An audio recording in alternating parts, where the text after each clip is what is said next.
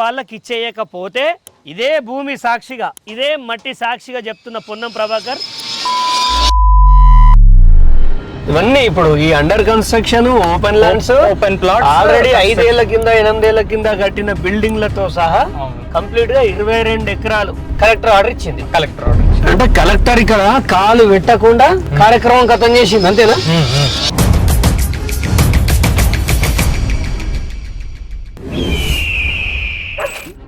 ఇప్పుడు దీన్ని తీయకపోతే బాగా ఇబ్బంది అవుతుంది. ఈ విషయం చాలా దారుణమైన విషయం.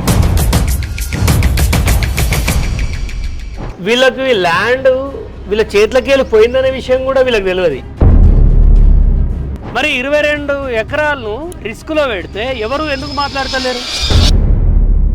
దీనిపైన ఏం ఊరుకునేది లేదు. మంచి మాటలు చెప్తున్నా, ఎవరి పేర్ల మీద ఉన్న ల్యాండ్స్ వాళ్ళ పేరు మీదకి రావాలి. పవన్ కళ్యాణ్ విషయంలో మా అయ్య జాగిరి అన్నాడు, అంత పెద్ద స్టేట్మెంట్ ఇచ్చిన పొన్నమన్నకి నిలబడాల్సింది పోయి ఆయన మీద ఆరోపణలు చేస్తా అన్నారు. ఆ ఎదవ సన్నాసులకి చెప్తున్నాయో, మీ అన్న మీ ఇంట్లోకి వచ్చి మీ భూమి లేపితే తెలుస్తుందా బాధ? చాలా మంది అంటారు, చక్రధర్ గౌడ్ నువ్వు గౌడు కదా, మా పొన్నం ప్రభాకర్ గౌడ్ వీళ్ళ బహుజన బిడ్డ కాదా, యాదవులు కాదా, ఇదంతా వ్యవసాయం కాదా, ఈ బర్రెలు కాదా, వీళ్ళు చేసేది ఏంటి? పొన్నం ప్రభాకర్ కి సంబంధం లేకపోతే పొన్నం పృథ్వీ ఎవడు? ఆయన కొడుకు కాదా? పొన్నం అనూపవరు? మీరు ఇంత పెద్ద ప్రాపర్టీ కలెక్టర్ మీ సుట్టమని చేసిండా? ఇదే చైనా జపాన్ అయితే మీరు ఉరి తీసేటోళ్ళు. ఇప్పుడు మనం చూస్తున్నటువంటి లెఫ్ట్ సైడ్ ఉన్నటువంటి ఈ షెడ్స్, ఈ షాప్స్, ఈ సీసీ రోడ్స్, ఈ స్ట్రీట్ లైట్స్, ఈ పోల్స్, ఇవన్నీ కూడా ఈ సర్వే నంబర్లోనే కవర్ అయి ఉన్నాయి. కొంచెం స్పీడ్గానే. ఇప్పుడు ఈ గణేష్ నేత్రాలయ బిల్డింగ్, ఇంత పెద్ద బిల్డింగ్ కూడా ఇందులోనే ఉంటుంది. పొన్నం ప్రభాకర్ ఇందులో భాగమే. ఇదంతా కూడా కదా? ఇదంతా వీళ్ళంతా రెసిడెంట్స్ ఇక్కడ ఉన్న వాళ్ళంతా విఘ్నేశ్వర నగర్. ఇప్పుడు ఈ కన్స్ట్రక్షన్ అవుతున్నది ఇదంతా, ఇది పొలము, ఆవులు, అదంతా ఇది ఇక్కడ ఆవులు ఇట్లది. ఇదంతా మీరు వ్యవసాయం చేసుకునేది 60 ఏళ్ళుగా మీరు ఉన్నారు ఇక్కడ. స్పీడ్ ఇవన్నీ ఇప్పుడు ఈ under construction open lands, open plot already 5 ఏళ్ల కింద 8 ఏళ్ల కింద కట్టిన బిల్డింగ్లతో సహా కంప్లీట్ గా 22 ఎకరాలు ఆల్మోస్ట్ ఇది కలెక్టర్ ఆర్డర్ ఇచ్చింది. ఎగ్జాక్ట్. అంటే ఏమని ఇచ్చింది? 22 ఎకరాల వ్యవసాయ భూమి అని ఇచ్చింది. 22 ఎకరాల వ్యవసాయ భూమి 5 భాగాలుగా పంచోటి చేస్తున్నా అన్నట్టుగా ఆమె ఇచ్చినట్టు. మరి ఆమె చూపిస్తుందా 22 ఎకరాలు? ఇప్పుడు ఇక్కడ ఆమె చూపించినట్టు ఆర్డర్ చేయకపోతుంది. ఇదంతా ఈ ల్యాండ్ మొత్తం ఇప్పుడు ఇల్లులంతా కూడా కంప్లీట్ ఇల్లులంతా వచ్చేసి ఇప్పుడు వీళ్ళు అమ్ముకోవాలనుకుని అమ్ముకోలేరు. ఏరియా మొత్తం పోయిందా ఇప్పుడు? కలెక్టర్ ఆర్డర్స్ ప్రకారం. కలెక్టర్ ఆర్డర్ మాట్లాడాలి. కలెక్టర్ ఆర్డర్ ఇక్కడ వరకు అండి, ఇక్కడ వరకు. ఇప్పుడు ఇవన్నీ వచ్చి కవర్ అయిపోయినాయి.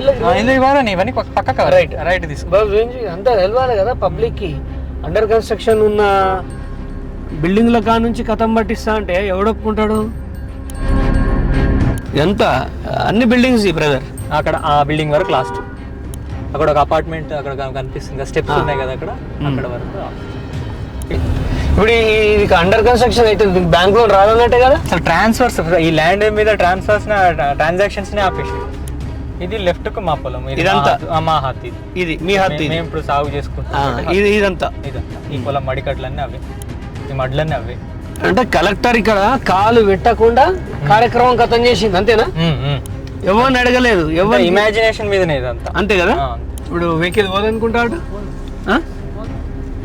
మనం కొంచెం దిగి నడదామా? ఎంత సర్వే నెంబర్ ఎంత వస్తుంది? 978 వస్తుంది. మీరే నాన్న ఓనర్? బ్యాంక్ లోన్ తీసుకున్నారా? ఇప్పుడు మనకు రిజిస్ట్రేషన్స్ ఆఫ్ చేసిరు కదా, తీసుకున్నాం. దాని గురించే ఇప్పుడు రిజిస్ట్రేషన్ చేస్తున్నారు.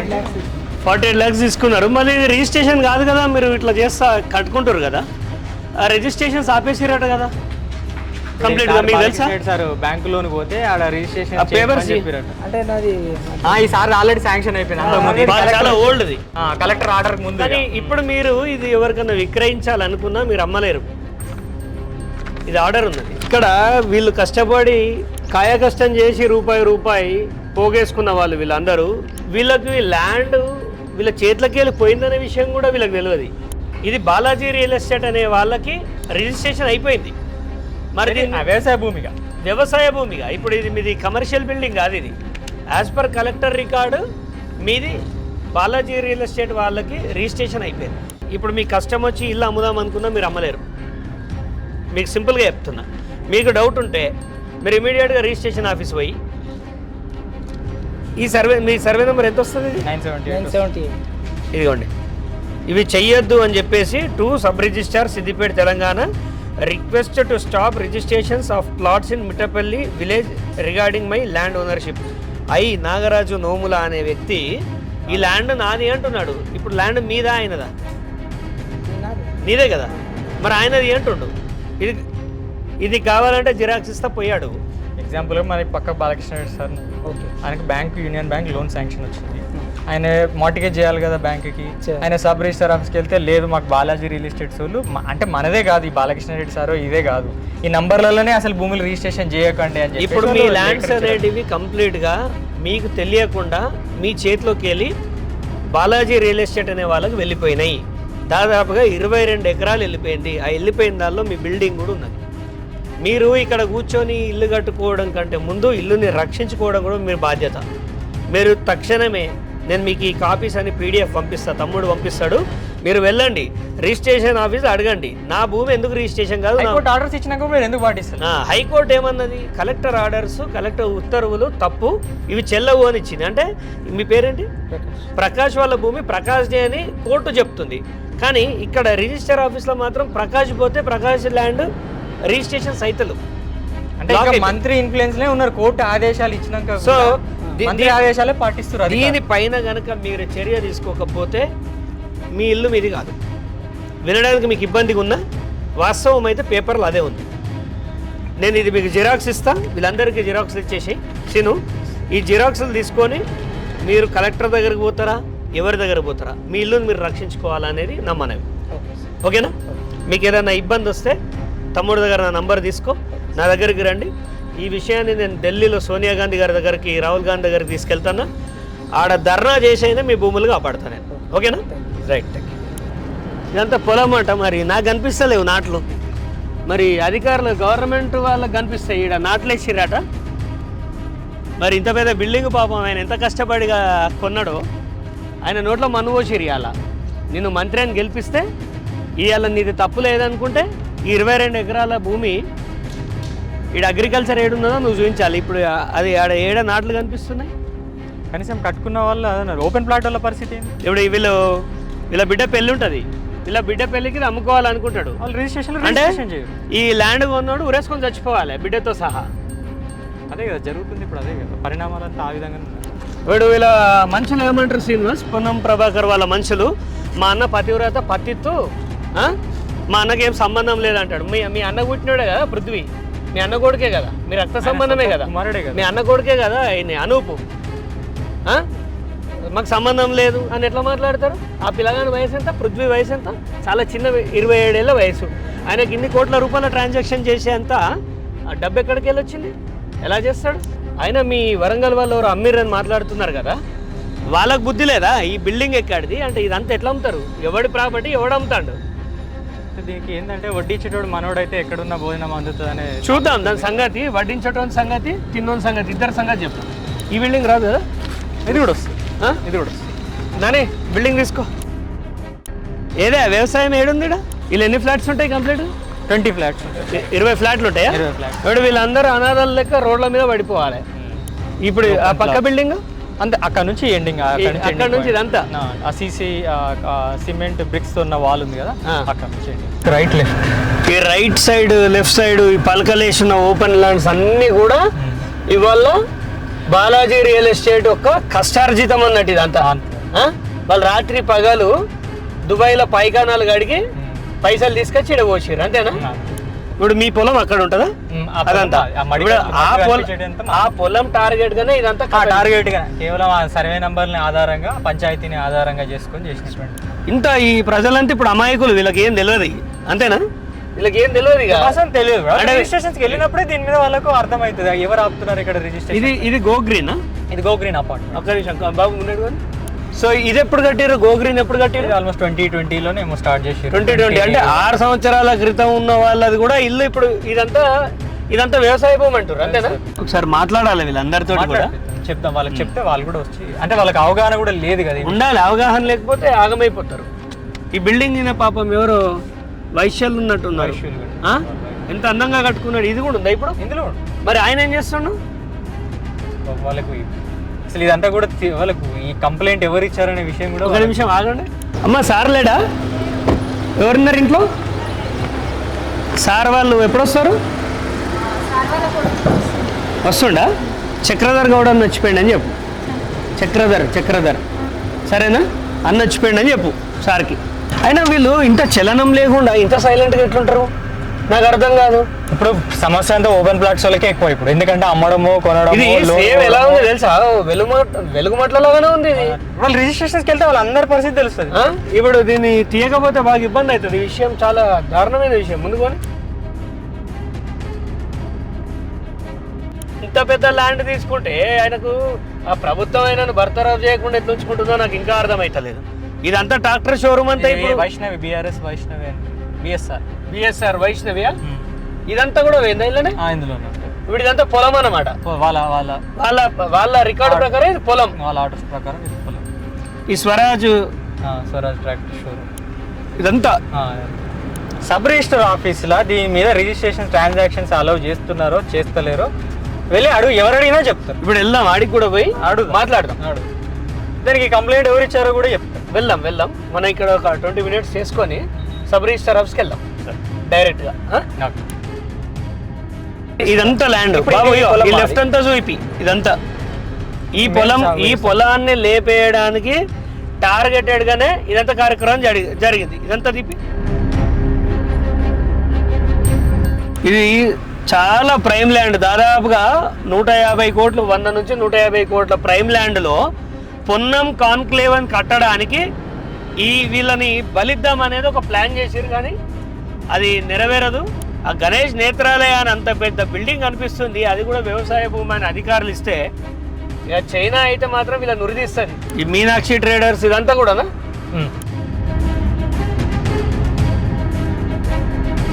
ఆల్మోస్ట్ 22 ఎకరాలు అంటే నాట్ ఏ స్మాల్ థింగ్. ఇలా ఎక్కువ ఎఫెక్ట్ అయ్యే పీపుల్ ఎవరంటే ఓపెన్ ప్లాట్స్. దీని మీద ఎంత పెద్ద ఎంక్వైరీ జరగాలంటే క్రిమినల్ కేసులు పెట్టాలి దీంట్లో. ఆయన మంత్రి అధికారంలో ఉన్నవారికి ఎవరెదురు తిరుగుతారు. నేను ఎందుకు తిరిగారు చూపిద్దాం కదా, వాళ్ళని అడుగుదాం. అవును సార్ వాళ్ళు ఇచ్చిర్రు అనేది జనానికి తెలవాలి కదా. హైకోర్టు ఆర్డర్స్ ఇచ్చినా కూడా హైకోర్టు ఆర్డర్స్ అయితే కంప్లై కావాలి కదా, మీరు ఆర్డర్స్ అన్న పాటించాలి కదా. వీళ్ళకి సంబంధించినవి వీళ్ళు ఏదో ఇవాళ వచ్చి కట్టింది కాదు, ఈ ఆవులు ఇవాళ టీ కావు. ఈ కొట్టం కూడా దాదాపు 50 ఏళ్ళ కొట్టం ఇది. ఇప్పుడు శ్రీనివాస్ ఈ భూమిని కొట్టేయడానికి వేసిన ఒక ప్రయత్నంలో భాగంగానే ఈ 22 ఎకరాలను చూసి చూడకుండా 30 ఏళ్ళ రికార్డు మాయం చేసి డైరెక్ట్గా శ్రీ బాలాజీ రియల్ ఎస్టేట్స్కి ఎక్కించారు. అంటే మీకు చుట్టాలు ఎవరైతే ఉన్నారో మీ రక్త సంబంధికులని చేసి ఆ పార్టీషన్ రికార్డు చేశారు. ఇది బాయ్.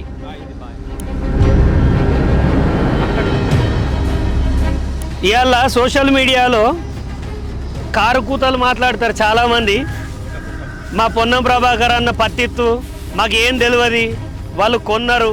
ఎట్లా కొంటావు నువ్వు? దిగి చూడండి, ఇన్ని బిల్డింగ్లు చుట్టుపక్కల ఉన్నాయి, ఇదంతా వ్యవసాయ భూమి అంటే గా మాత్రం తెలియలేంది. నువ్వెట్లా మంత్రి పోయి నువ్వు?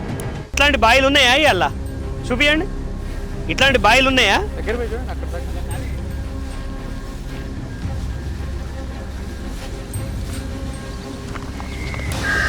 ఈ చుట్టుపక్కలంతా బిల్డింగ్. ఓవరాల్గా 8 ఎకరాల 30 గుంటలు మాత్రమే వ్యవసాయ భూమి ఉంది.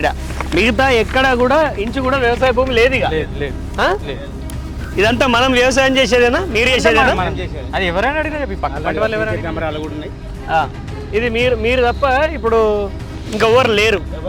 మీ ముగ్గురు పాలు ఉన్నదా ఇలా? ముగ్గురు, మా తాతగారికి ముగ్గురము. సరే అడవి మాట్లాడదాం. ఇక శ్రీనివాస్కి 8 ఎకరాల 30 గుంటలు ఏదైతే ఉందో ఆ విషయం దీన్ని కొట్టేసే క్రమంలో అధికారులు కళ్ళు మూసుకొని ప్రవర్తించి దాదాపుగా 22 ఎకరాలు బాలాజీ రియల్ ఎస్టేట్స్కి వేసారు. అంటే ఇప్పుడు అక్కడ ఉన్న గణేష్ నేత్రాలయ బిల్డింగ్ అట్లా ఉన్నది, కానీ ఆన్ రికార్డ్స్ ఏముందంటే అగ్రికల్చర్ ల్యాండ్ అని ఉంది. ఇప్పుడు ఆయన బ్యాంకు లోన్ పోదామన్నా బ్యాంకు లోన్ పోలేడు, పరిస్థితి లేకుండా అమ్ముకుందామన్నా ఆయన అమ్ముకోలేడు. మరి 22 ఎకరాలను రిస్క్లో పెడితే ఎవరు ఎందుకు మాట్లాడతలేరు? అంటే ఇక్కడ దాదాపు ఒక 150 కుటుంబాలు ఉంటాయా అపార్ట్మెంట్స్? ఒక 200 వరకు ఉంటాయి. ఒక 200 అంటే ఒక 1000 మంది ఎఫెక్ట్ అయ్యే పరిస్థితి ఉంది ఇక్కడ. పోనీ వీళ్ళు ఏదో ఎవరి దయ మీదనో డబల్ బెడ్రూమ్లు గవర్నమెంట్ ఇస్తే ఇందిరా మిల్లులు తీసుకున్న వాళ్ళు కాదు వీళ్ళంతా. వీళ్ళు రూపాయి పోగేసి ఎన్నో ఏళ్ళు కష్టపడితే జాగా తీసుకొని రూపాయి కూడా పెట్టుకొని ఇల్లు కట్టుకున్నారు వీళ్ళు. ప్రైవేట్ బ్యాంకుల నుంచి లోన్ తీసుకున్నాడు అన్న. ఇలా భూభారతిలో కొడితే ఆయన భూమి ఏమని వస్తుంది?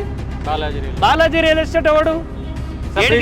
సబ్ రిజిస్టర్ ఆఫీస్కి వెళ్తేనేమో ఈ ప్లాట్స్ మీద బాలాజీ రియల్ ఎస్టేట్ వాళ్ళు కంప్లైంట్ ఇచ్చారు, రిజిస్ట్రేషన్ చేయొద్దు అని చెప్పేసి అని వాళ్ళు అఫీషియల్ ఒక లెటర్. అంటే ఇప్పుడు ఎవరైనా వాళ్ళ బిడ్డ పెళ్లికి భూమి అమ్ముకుందామన్నా, పిల్లల్ని చదివిద్దాం MBBS చేయిద్దామని భూమి అమ్ముకుందామన్నా అవి రిజిస్ట్రేషన్స్ కావు. ఇప్పుడు అపార్ట్మెంట్ కష్టపడి కడుతున్నారు, దానిలో చాలా మంది బ్యాంకు లోన్లు తెచ్చి కడతారు. ఆ ఫ్లాట్లు అమ్ముకుందామంటే అవి రిజిస్ట్రేషన్ కానప్పుడు దొంగ భూమి కిందకి అయిపోతుంది కదా. మాటలే కాదు, బాలాజీ రియల్ ఎస్టేట్ ఈ ఆర్డర్ జూమ్ చేసి చూపి. ఈ ఆర్డర్ చాలా మంది పొన్నం ప్రభాకర్ అంచర్లు, మీ అన్న మీ ఇంట్లోకి వచ్చి మీ భూమి లేపితే తెలుస్తుందా బాధ. చాలా మంది అంటారు, చక్రధర్ గౌడ్ నువ్వు గౌడు కదా, మా పొన్నం ప్రభాకర్ గౌడ్ వీళ్ళ బహుజన బిడ్డ కాదా, యాదవులు కాదా, ఇదంతా వ్యవసాయం కాదా, ఈ బర్రెలు కాదా, వీళ్ళు చేసేది ఏంటి అనే సబ్జెక్ట్ చూడండి. Request to stop registrations of plots in Mittapalli village regarding my land ownership. ఇక టైటిల్ అని ఎలా పెట్టాడు చూడండి, రిగార్డింగ్ మై ల్యాండ్ ఓనర్షిప్. ఏడికెళ్ళి వచ్చింది నీకు మై ల్యాండ్? ఇప్పుడు పొన్నం ప్రభాకర్ అంచర్లు ఏమంటారు అంటే, శ్రీనివాస్ సింపుల్గా ఈ జాగా అంతా మాదే, మాకు సవ్యంగా అమ్మితే కొన్నామంటారు. ఎవరా మీరు అంటే, మీ రక్త సంబంధీకులు అని నేను చెప్తాను వినండి. మీ రక్త సంబంధీకులు అమ్మిరని అంటారు. ఇవాళ చక్రధర్ మీ వైపు నిలబడి మాట్లాడితే అన్యాయం నీకు మాట్లాడుతుండు, పొన్నం ప్రభాకర్కి సంబంధం లేదంటారు. పొన్నం ప్రభాకర్కి సంబంధం లేకపోతే పొన్నం పృథ్వీ ఎవడు? ఆయన కొడుకు కాదా? పొన్నం అనూప్ ఎవరు? వాళ్ళ అన్న కొడుకు అశోక్ వాళ్ళ కొడుకు కాదా? వాళ్ళ వయసు ఎంత? 27 వయసు ఆ అబ్బాయిది. అంటే ఇతనికంటే చిన్నవాడు. 27 ఏళ్ళ పృథ్వీ ఇంత పెద్ద ల్యాండ్. ఈ అన్న ఒక ఇల్లు కొనుక్కోవాలంటేనే ఈ నెల నుంచి ఎంతో ఇబ్బంది పడి బ్యాంకు లోన్ పోతే, మీరు ఇంత పెద్ద ప్రాపర్టీ కలెక్టరు మీ సుట్టమని చేసిండా? ఇదే చైనా జపాన్ అయితే మిమ్మల్ని ఉరి తీసేటోళ్ళు, ఈ అధికారులను అందరిని ఉరి తీసేటోళ్ళు. ఈ రకంగా వీళ్ళ భూముల్ని కిరికిరిలు ఇరికిచ్చి ఎవడు ఇరికివన్నాడు? ఎవరి అధికారాలు ఎవడు ఆదేశం ఇస్తే చేసింది? పొన్నం ప్రభాకర్ చెప్తే భయపడతామా మేము? బాధాకరమైన విషయం ఏంటంటే హైకోర్టు తీర్పు ఇచ్చినా కూడా వాళ్ళు అమలు ఈ రోజు అంటే దాదాపు ఒక 1 మంత్ అవుతుందా, కలెక్టర్ ఇచ్చిన ఉత్తర్వులని ఇంట్రీమ్ సస్పెన్షన్ చేస్తున్నామని హైకోర్టు ఆఫ్ తెలంగాణ చెప్తే, ఇక్కడ ఉన్న ఆర్టీఓ పట్టించుకోడు, MRO పట్టించుకోడు, కలెక్టర్ పట్టించుకోదు. ఏమమ్మా కలెక్టర్ అమ్మా ఏమనరనుకుంటున్నావా? ఈ దేశంలో ఎలాంటి చట్టాలు ఉన్నాయి మీకు తెలియదా? మీరు ఒక బ్యూరోక్రాట్ అయితేంది? ఏం పద్ధతిది? మీరు ఇమ్మీడియట్గా ఈ దీనికి సొల్యూషన్ కావాలంటే మేము ఒకటే డిమాండ్ చేస్తున్నాం. దయచేసి 2022 వరకు 2025 వరకు 2025 మీరు రిజిస్ట్రేషన్ ఈ బాలాజీ వాళ్ళకి చేసే ముందు, పార్టీషన్ చేసే ముందు ఎలా అయితే ఉందో అలా యథాస్థితిలో ఈ జాగాలను ఉంచాలే. ఈ అన్న ల్యాండ్ కొడితే భూభారతిలో రావద్దు. ఎందుకంటే నాల కన్వర్షన్ చేసి ఇల్లు చేసుకున్నాడు, ఇల్లు కట్టుకున్నాడు, ఆయన ఈసీ తీస్తే ఆయన పేరే రావాలి. ఇదే మా డిమాండ్. లేదనుకోండి ఇక్కడ భారీగా ఆత్మహత్యలు చేసుకుంటారు. సీఎం రేవంత్ రెడ్డి గారు, మీ మంత్రి చేసేది తప్పు, ఇది పద్ధతి కాదు. 1000 మంది ఉన్నారు, 1000 మందితోటి ఒక ర్యాలీ తీసినాం అనుకోండి, మళ్ళీ రాష్ట్ర ప్రభుత్వానికి వచ్చిన మరక అట్లిట్లా కాదు. అండ్ చాలామంది అంటారు బీసీ నేత, ఆయన బీసీ నేత అయితే దొంగతనాలు చేయమనమా? మేము కాదా బీసీలం? వీళ్ళంతా బీసీలు కాదా? ప్రతి ఒక్కడు మన గౌడ బిడ్డ రెడ్లు దొంగతనం చేస్తలేరంటే, అరే నా కాన్స్టిట్యున్సీ వచ్చి చేయమను. ఎవరినైనా వంగవేడిదంతా నగరాలు చేస్తున్నారా? మేము ఢిల్లీ వేదికగా చలో ఢిల్లీ ప్రోగ్రాం పెట్టుకుంటున్నాం. ఈ బాధితులందరినీ తీసుకుపోతాం. వీళ్ళ ఆస్తులు, వీళ్ళు నానా కష్టాలు పడి ఇంట్లో ఒక ఆడపిల్లు ఉంటే, ఈ భూమి ఉంది నాకు, నా బిడ్డ పెళ్ళి దీంతోటే చేస్తా అని ఆ తండ్రి 1000 ఆశలు పెట్టుకుంటే, ఆ బిడ్డ తండ్రి ఏడవైజ్ అవ్వాలి. అయినా పొన్నం ప్రభాకర్ నువ్వు ఎక్కడ ఉన్నవే? కరీంనగర్ ఉన్నవి, ఉస్మానాబాద్కి వచ్చినావు. సరే నువ్వు మంత్రి అయినావు, మా కోసం కాలే. మీ మీద మేము ఒక్కటే చెప్తున్నాం, ఈ ల్యాండ్ వీళ్ళదా, బాలాజీ రియల్ ఎస్టేట్ వాళ్ళదా, వరంగల్ పార్టీదా? ఒక హై లెవెల్ సిట్టింగ్ జడ్జి తోటి ఎంక్వైరీ చేపించి మాకు నిర్ధారణ చేయాలి ఇవ్వండి అని. దీనిలో వెంటనే పొన్నం ప్రభాకర్ని బర్తరఫ్ చేయాలి. బర్తరఫ్ చేయకపోతే మాత్రం ఈ ఉద్యమం అనేది ఆగదు. దీన్ని పొలిటికల్ అనుకోండి, ఏదన్నా అనుకోండి. ఎదవాళ్ళు కొంతమంది ఏమంటున్నారంటే, మేము పొన్నం ప్రభాకర్ని అన్యాయంగా బంధం చేయాలి. ఇవాళ ఈ నోముల నాగరాజు ఎవడు? నాగార్జున ఎవరు? పొన్నం పృథ్వీ ఎవడు? పొన్నం అనూప్ ఎవరు? నీ ఏం లేదే ఇదంతా జరిగిందా? మంత్రి చెప్తే ఆగ మేఘాల మీద ఎంబడి ఎగిరితం మీద పనులు చేస్తారు. కోర్టు ఆర్డర్ ఇస్తే మాత్రం నత్తనడక మీద పని చేస్తారు. దీనిపైన ఏం ఊరుకునేది లేదు. ఇవాళ జనానికి ఒక క్లారిటీ కావాలి. ఇప్పుడు ఏమంటారు అంటే పవన్ కళ్యాణ్ విషయంలో మా అయ్య జాగిరి అన్నాడు, గంత పెద్ద స్టేట్మెంట్ ఇచ్చిన పొన్నమన్నకి నిలబడాల్సింది పోయి ఆయన మీద ఆరోపణలు చేస్తా అన్నారు. ఆ యదవ సన్నాసులకి చెప్తున్నా, ఎవడెవడైతే ఆరోపణ అని మాట్లాడుతారో నేను ముక్కు నాలుగు రాస్తా. ఇలా వాళ్ళ తప్పు లేదని చెప్తే నేను రాజకీయాలకి వెళ్ళి మొత్తం జీవితంలో రాను, జీవితంలో సిద్దిపేటకి రాను. నేను ఇంత బహిర్గతంగా ఛాలెంజ్ చేస్తున్నాం. ఈ కనిపించే డాక్యుమెంట్లన్నీ ఏంది? ఇవన్నీ ఎవరు తయారు చేసాడు? మేము తయారు చేసామా? నీకు భజన చేసుకోవాలనిపిస్తే పోయి మీ అన్న కాళ్ళు విసుక్కోరా భయ్. నీ అమ్మది పుస్తెల్లే తెంపి ఒక చైన్ స్నాచర్ గారు తెంపకపోతేనే నీ పానమంతా కొట్టుకుంటుంది. 1000 మంది ఆడవాళ్ళుడ, 1000 కుటుంబాలు. దీనిపైన బాధ్యత లేని బేవర్సా కొడుకులు గాంజా బ్యాచ్ ఎవడేం మాట్లాడినా ఏ పవన్ కళ్యాణ్ ఇష్టతోటి మాకు సంబంధం లేదు. మాది జీవన మరణ సమస్య, మాది అస్తిత్వ పోరాటం. మా భూమి మాకు కావాలి. మా భూమి ఇవ్వకపోతే మాత్రం పొన్నం ప్రభాకర్ నీ డ్రామాలు ఆపేసాయి. తెలంగాణను అయ్యా జాగిరి అంటున్నావు.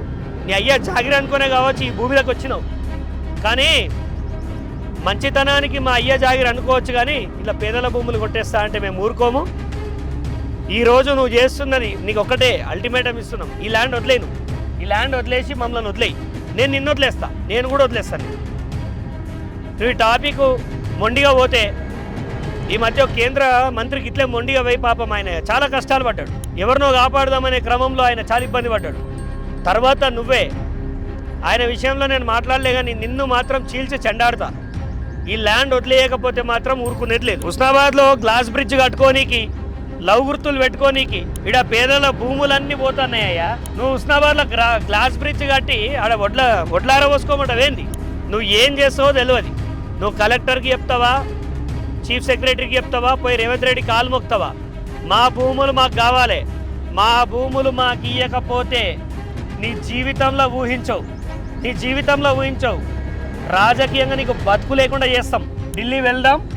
ఢిల్లీలో నేను మాట్లాడే వాళ్ళతో మాట్లాడినా రాహుల్ గాంధీ దగ్గర నాకు కావాల్సిన వాళ్ళు చాలామంది ఉన్నారు. వాళ్ళ ఇంటి ముందర ధర్నా చేస్తా బిడ్డ. నీ సంగతి చూస్తాం.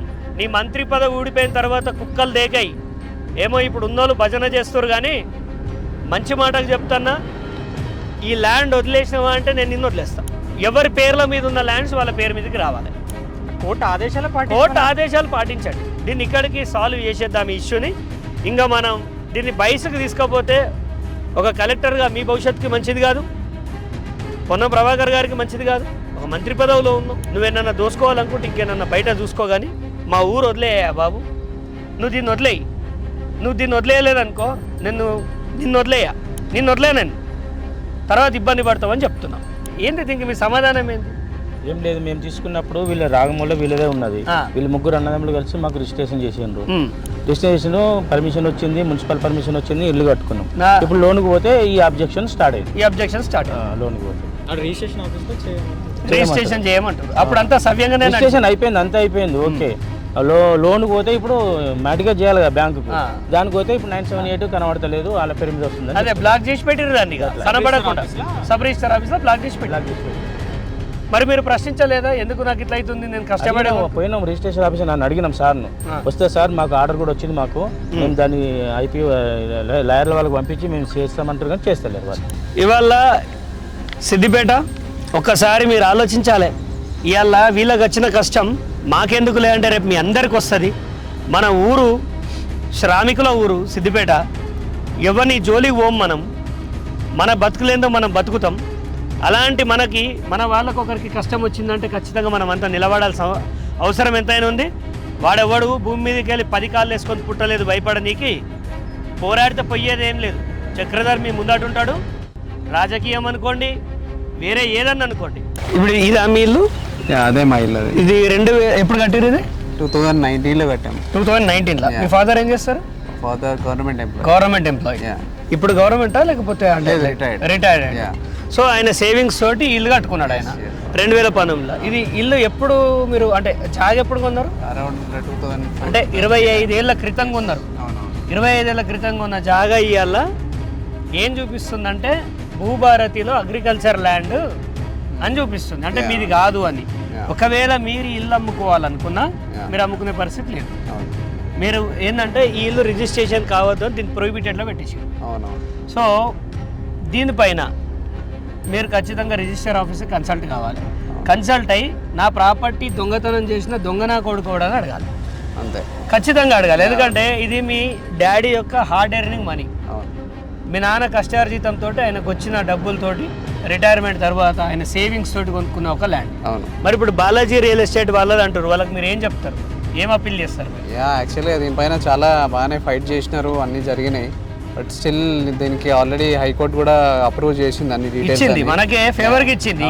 సస్పెన్షన్ ఆమె నడవదు అని సస్పెండ్ చేసింది, అంటే మనకే ఫేవర్గా వచ్చింది. మరి బట్ అది ఇంప్లిమెంట్ అవుతలేదు కదా. అదే ఇప్పుడు ప్రజెంట్ నేను కూడా అడిగేది అదే. So government already high court approve చేసింది కాబట్టి సో దీన్ని కొంచెం గ్రాంటెడ్గా తీసుకోకుండా కొంచెం గవర్నమెంట్ రూల్స్ని పాటిస్తే and that will be very good. నేను అదే ఎక్స్పెక్ట్ చేస్తున్నాను. సో ఇప్పుడు మీరు ఎంతమంది ఇంట్లో? ఫాదర్కి? నేను మా చెల్లి మ్యారేజ్ కొందా? మ్యారేజ్ అయిపోయింది. ఇది ఇట్లా ప్రతి కుటుంబంలో ఆయన ఏమన్నా రియల్ ఎస్టేట్ వ్యాపారి కూడా కాదు, ఆయన రిటైర్డ్ ఎంప్లాయీ, కష్టార్జిత. ఇందాక నాకు కలిసిండు, బయటికి వెళ్ళిండు ఆయన. కష్టార్జితం మీద బతికేటోళ్ళు వాళ్ళు. ఈ అబ్బాయి రేపు ఫ్యూచర్ మీద ఎన్నో కళలు ఉన్నాయి. ఇలాంటి వాళ్ళందరినీ ముంచి పారేస్తాను నేను మంత్రినై అని చెప్తా అంటే ఇది సిద్దిపేట ప్రజలు ఎవరు ఒప్పుకునే పరిస్థితి అయితే లేదు. అది క్లారిటీగా తెలిసిపోతుంది అండ్ మార్కెట్లో కూడా అందరికి తెలుసు. బట్ స్టిల్ ఇది పాటించకపోతే అది మీకే బాగుండదు. అండ్ మేము ఖచ్చితంగా ఫైట్ అయితే చేస్తాము. బట్ స్టిల్ మీరు కొంచెం దాన్ని ఫైట్ చేయకుండా క్లీన్ షీట్ ఎట్లుందో అట్లే మెయింటైన్ చేస్తే బాగుంటుంది.